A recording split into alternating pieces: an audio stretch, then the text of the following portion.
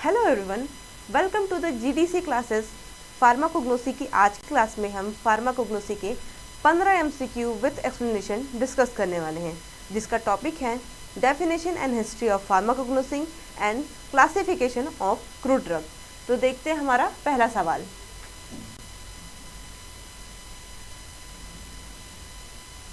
हमारा पहला सवाल है, the word pharmacognosy is derived from two Greek word. Pharmacognosy किन दो ग्रीक वर्ड से डिराइव हुआ है या ग्रीक वर्ड से बना है? हमारे ऑप्शन है यहाँ पे। Option A Analecta and pharma, option B pharmakon and gignosco, option C gignosco and pharma, and option D none of this. तो हमने ये थ्योरी क्लासेस में डिस्कस किया है कि फार्माकोग्नोसी दो ग्रीक वर्ड से मिलकर बना होता है। एक है फार्माकॉन और दूसरा है गिग्नोस्को, जिसमें फार्माकॉन का मतलब होता है ड्रग और गिग्नोस्को का मतलब होता है टू अक्वायर नॉलेज ऑफ, जिसका कंबाइन मतलब होता है knowledge and science of drug. तो हमें ये दो वर्ड फार्माकॉन और गिग्नोस्को किस ऑप्शन में देखने को मिल रहा है? Option B. तो हमारा करेक्ट आंसर यहाँ पे क्या होगा? Option B. ये देख सकते हैं और इस स्लाइड में आप इसकी एक्सप्लेनेशन को देख सकते हैं अच्छे से। ठीक है, अब बढ़ते हैं आगे, देखते हैं हमारा क्वेश्चन नंबर 2। क्वेश्चन नंबर 2 क्या है? क्वेश्चन नंबर 2 है, who among the following was first pharmacist? इनमें से कौन पहले फार्मासिस्ट थे? हमारे ऑप्शन है यहाँ पे। Option A Galen, option B Seydler, option C Hippocrates and option D Aristotle. तो अरिस्टोटल से शुरू करते हैं। इन्हें फादर ऑफ एनिमल किंगडम कहा जाता है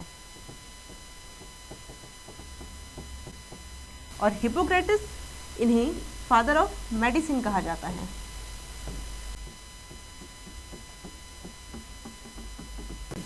अब बात करें यहाँ पे सिडलर की, तो सिडलर ने सबसे पहले फार्माकोग्नोसी को इंट्रोड्यूस किया था।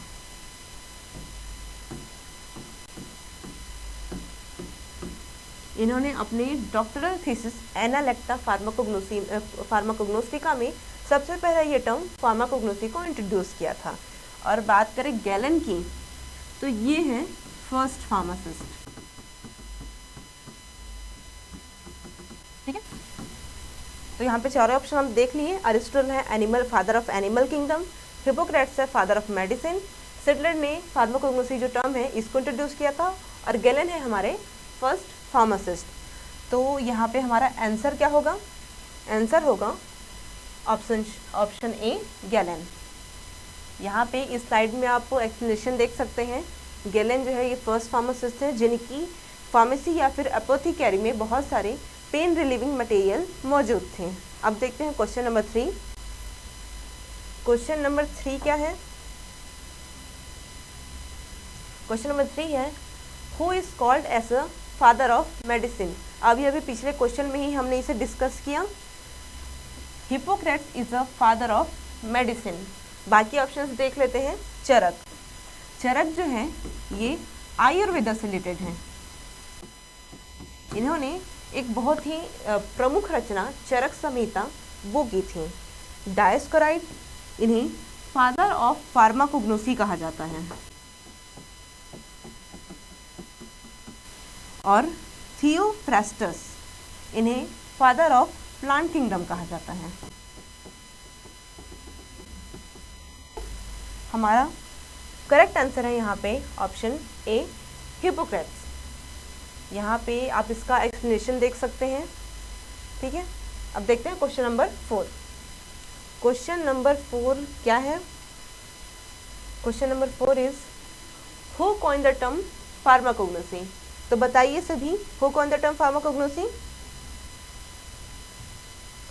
सिडलर coined the term pharmacognosy in his doctoral thesis Analecta Pharmacognostica. तो हमारा करेक्ट आंसर क्या होगा यहाँ पे? हमारा करेक्ट आंसर है यहाँ पे ऑप्शन डी सिडलर। यहाँ पे इसकी एक्सप्लेनेशन आप देख सकते हैं।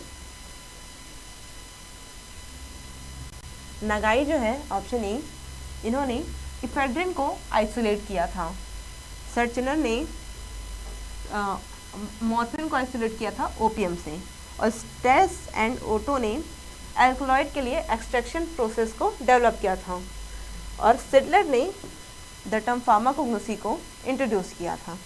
अब देखते हैं हमारा अगला question, question number 5। Question number 5 है, who is known as father of pharmacognosy. ये भी हमने पिछले क्वेश्चन में डिस्कस किया। तो इसका करेक्ट आंसर क्या होगा? इसका करेक्ट आंसर होगा ऑप्शन सी, डायस्कोराइड। यहाँ पे आप इस टेबल को देख सकते हैं, इस टेबल को आप स्क्रीनशॉट करके रख लीजिए। Dioscorides is known as father of pharmacognosy. इन्होंने एक बुक लिखी थी डी मटेरिया मेडिका, जिनमें उन्होंने बहुत सारे जो हर्बल मेडिसिनल प्लांट्स हैं उन्हें डिस्क्राइब किया था। यहाँ पे बहुत सारे साइंटिस्ट को के बारे में दिया गया है, तो ये आपके लिए बहुत ही काम का है, आप इसे रख लीजिए स्क्रीनशॉट करके। देखते हैं हमारा क्वेश्चन नंबर 6।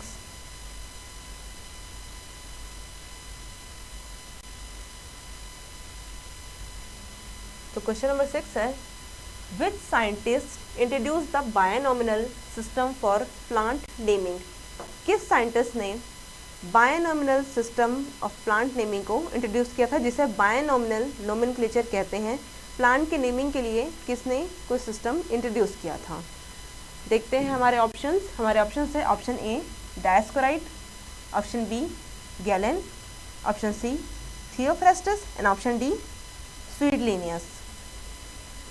तो सबसे पहले जानते हैं डायस्कोराइड, जिन्हें फादर ऑफ फार्माकोग्नोसी कहा जाता है। इन्होंने बुक डी मटेरिया मेडिका लिखी थी। गैलेन, इन्हें फर्स्ट फार्मासिस्ट कहा जाता है, और इनकी एपोथेकेरी में बहुत सारे पेन रिलीविंग मेडिसिन मौजूद थे।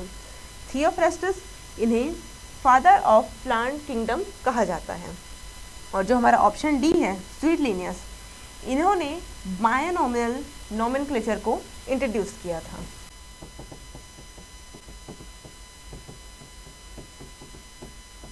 जो कि प्लांट की नेमिंग की प्रणाली या सिस्टम है। ठीक है, तो यहाँ पे हमारा करेक्ट आंसर क्या होगा? करेक्ट आंसर होगा हमारा ऑप्शन डी स्वीडलिनियस। यहाँ पे इस टेबल में आप इसका एक्सप्लेनेशन देख सकते हैं। अब बढ़ते हैं अगले क्वेश्चन की तरफ, हमारा क्वेश्चन नंबर 7। क्वेश्चन नंबर 7 क्या है? Which two treatises are well known in Ayurveda. कौन सी दो रचनाएं आयुर्वेदा में बहुत ही प्रसिद्ध या प्रमुख हैं? हमारे ऑप्शंस यहाँ पे देखते हैं। ऑप्शन ए है Charaka Samhita and Pen Tsao, option B है Charaka Samhita and Sushruta Samhita, option C है materia medica and Analecta Pharmacognostica, and option D है Pen Tsao and De materia medica. तो हमने इस चीज़ को अपनी थ्योरी क्लासेस में पढ़ा है कि आयुर्वेदा के दो बहुत ही प्रमुख रचनाएं हैं, चरक संहिता और सुश्रुत संहिता, जो कि लिखी गई है चरक के द्वारा और सुश्रुत के द्वारा। सुश्रुत, जिन्हें फादर ऑफ कॉस्मेटिक सर्जरी भी कहा जाता है।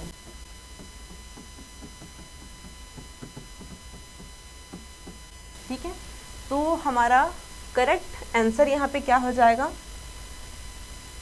हमारा करेक्ट आंसर यहाँ पे होगा option B Charaka and Sushruta Samhita. यहाँ पे आप इसका एक्सप्लेनेशन देख सकते हैं। चरक, जिन्होंने चरक संहिता लिखी थी, जिनमें उन्होंने 50 ग्रुप बनाए थे मेडिसिनल हर्ब्स के, और हर एक ग्रुप में 10 हर्ब्स थे। ठीक है, और सुश्रुत, जिन्होंने सुश्रुत संहिता लिखी थी, इन्होंने 760 हर्ब्स के 7 सेट बनाए थे based on their common properties. हमारा अगला क्वेश्चन है question number 8। The emperor Shennong had written. Shennong China से रिलेटेड है, तो इन्होंने कौन सी रचना की थी या क्या लिखा था? हमारे ऑप्शन है यहाँ पे, option A Pen Tsao, option B समीताज, ऑप्शन सी मटेरिया मेडिका, या ऑप्शन डी एनालेक्टा फार्माकोग्नोस्टिका। तो हम ये अच्छे से जानते हैं जो एनालेक्टा फार्माकोग्नोस्टिका है ये सिडलर की डॉक्टरल थीसिस थी, और जो मटेरिया मेडिका है इसे डायस्कोराइड ने लिखा था।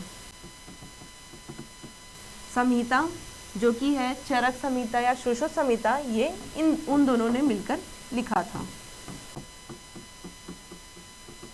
और ये जो पेंटसाउ है ये लिखा था शेननग ने। ठीक है, तो हमारा करेक्ट आंसर यहाँ पे कौन सा होगा? करेक्ट आंसर होगा ऑप्शन ए पेंटोसाउ। यहाँ पे आप इसका एक्सप्लेनेशन देख सकते हैं। शेननग, इम्परर शेननग ने पेंटसाउ लिखी थी अराउंड 3000 BC, जिसमें उन्होंने 365 ड्रग को डिस्क्राइब किया था। देखते हैं हमारा अगला क्वेश्चन। हमारा अगला क्वेश्चन है papyrus Ebers and old document are an. जो पैपिरस इबर्स जो एक बहुत ही पुराना डॉक्यूमेंट है वो कहाँ से संबंधित है या किससे रिलेटेड है?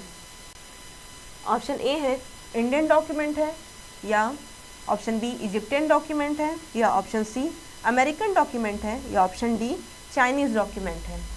तो पैपिरस इबर्स जिसे जॉर्ज इबर्स ने लिखा था ये 1600 BC में लिखी गई थी, और ये एक इजिप्टियन डॉक्यूमेंट है। तो हमारा सही आंसर यहाँ पे क्या हो रहा है? सही आंसर है हमारा इजिप्टियन डॉक्यूमेंट। यहाँ पे आप इसका एक्सप्लेनेशन देख सकते हैं। ये बहुत ही पुरानी डॉक्यूमेंट है, 1600 BC में लिखी गई थी, और इसमें 860 फॉर्मूले और करीबन 700 डिफरेंट ड्रग्स को डिस्क्राइब किया गया है। देखते हैं हमारा अगला क्वेश्चन। अब क्वेश्चन नंबर 10 क्या है? Question number 10, what is the primary basis for alphabetical classification of crude drug. Alphabetical classification में हम क्रूड ड्रग को किसके बेसिस पे क्लासिफाई करते हैं? हमारे ऑप्शंस हैं option A chemical composition, option B therapeutic use, option C alphabetical order of name, and option D botanical family. तो हमने ये थ्योरी क्लासेस में डिस्कस किया है कि अल्फ़ाबेटिकल क्लासिफिकेशन में हम क्रूड ड्रग को उनके नाम के फर्स्ट लेटर के आधार पर क्लासिफाई या अरेंज करते हैं। तो हमारा सही आंसर यहाँ पे क्या होगा? Option C alphabetical order of name, option C. Correct answer is option C. इस स्लाइड में आप इसका एक्सप्लेनेशन देख सकते हैं जो कि हमने थ्योरी क्लासेस में भी पढ़ा है। ठीक है, नेक्स्ट क्वेश्चन है हमारा taxonomical classification of crude drug is based on their option A therapeutic effect, option B chemical properties, option C alphabetical names, and option D botanical and zoological hierarchy। Taxonomical classification में crude drug को किसके आधार पर classify किया जाता है? तो ये भी हमने थ्योरी क्लासेस में डिस्कस किया है कि टैक्सोनॉमिकल क्लासिफिकेशन में प्लांट को उनके टैक्सोनॉमी के आधार पर क्लासीफाई किया जाता है। टैक्सोनॉमी जैसे कि हमने पढ़ा है phylum, division, order, genus, family, ये सब के आधार पर प्लांट को क्लासीफाई किया जाता है। तो हमारा करेक्ट आंसर यहाँ पे क्या होगा? करेक्ट आंसर होगा ऑप्शन डी बोटैनिकल और जूलॉजिकल हियरार्ची। यहाँ पे इस स्लाइड में आप एक्सप्लेनेशन देख सकते हैं। प्लांट को phylum, order, family, general, species, सब स्पीशीज के आधार पर क्लासीफाई किया जाता है। देखते हैं question number 12। In morphological classification drug are categorise based on. Morphological classification में ड्रग को किसके आधार पर कैटेगराइज किया जाता है? ऑप्शन ए है केमिकल कॉन्स्टिट्यूएंट, ऑप्शन बी है अल्फ़ाबेटिकल ऑर्डर, ऑप्शन सी है parts of the plant or animal use, या ऑप्शन डी थेराप्यूटिक एक्शन। तो मॉर्फोलॉजिकल क्लासिफिकेशन में हम जो क्रूड ड्रग है उसको उनके मॉर्फोलॉजी के आधार पर क्लासिफाई करते हैं। मॉर्फोलॉजी जिसमें हम प्लांट को देखकर, छूकर या फिर स्मेल करके उनकी प्रॉपर्टीज़ का पता लगाते हैं। तो हमारा सही आंसर यहाँ पे क्या होगा? और सही आंसर होगा हमारा यहाँ पे option C, parts of the plant or animal used. यहाँ पे इस साइड में आप इसकी एक्सप्लेनेशन देख सकते हैं। हम आगे बढ़ते हैं question number 13। Question number 13, which of the following pair is true according to chemical classification of crude drug. Chemical classification के आधार पर इनमें से कौन सा जो पेयर है वो सही है। तो देखते हैं हम इसमें, हमारा पहला ऑप्शन है एल्कलॉइड का। देखते हैं कौन से ड्रग यहाँ पे एल्कलॉइड के हैं और कौन से नहीं हैं। नक्सोमिका, ये इनमें एल्कलॉइड होता है। एर्गोट, इनमें भी एल्कलॉइड होता है। सिनकोना में भी एल्कलॉइड होता है, लेकिन रुबार्ब में एल्कलॉइड नहीं होता। तो हमारा ऑप्शन ए यहाँ पे गलत हो जाता है। ऑप्शन बी को देखते हैं, जो कि ग्लाइकोसाइड का है। डिजिटेरिस में ग्लाइकोसाइड होता है। सीना में भी ग्लाइकोसाइड मौजूद होता है। कैस्कैरा में भी होता है, लेकिन फाइटोस्टिग्मा में नहीं होता है। तो हमारा ऑप्शन बी भी यहाँ पे गलत है। ऑप्शन सी देखते हैं, जो कि लिपिड का है। कैस्टर ऑयल में लिपिड होता है। बीज वैक्स में भी लिपिड होता है। लेनोलिन में भी लिपिड होता है और कॉड लिवर ऑयल में भी लिपिड होता है। अब देखते हैं ऑप्शन डी, रेजिन। एसोफेटिडा, इसमें रेजिन होता है। बाल्सम ऑफ पेरू, इसमें भी रेजिन होता है। बेंजोइन, इसमें भी रेजिन होता है। और डायस्कोरिया में ग्लाइकोसाइड प्रेजेंट होता है, इसमें रेजिन नहीं होता है। तो हमारा ऑप्शन भी डी भी यहाँ पे गलत हो जाता है। तो हमारा सही आंसर क्या है यहाँ पे? Option C, lipid. ठीक है, option C is the correct answer. यहाँ पे आप टेबल देख सकते हैं कि अल्कलॉइड में जिनमें मौजूद होता है वो क्रूड ड्रग कौन से हैं, ग्लाइकोसाइड कंटेनिंग ड्रग कौन से हैं, lipid and volatile oil, tannin, resin combination, carbohydrate and derived products. देखते हैं हम क्वेश्चन नंबर 14।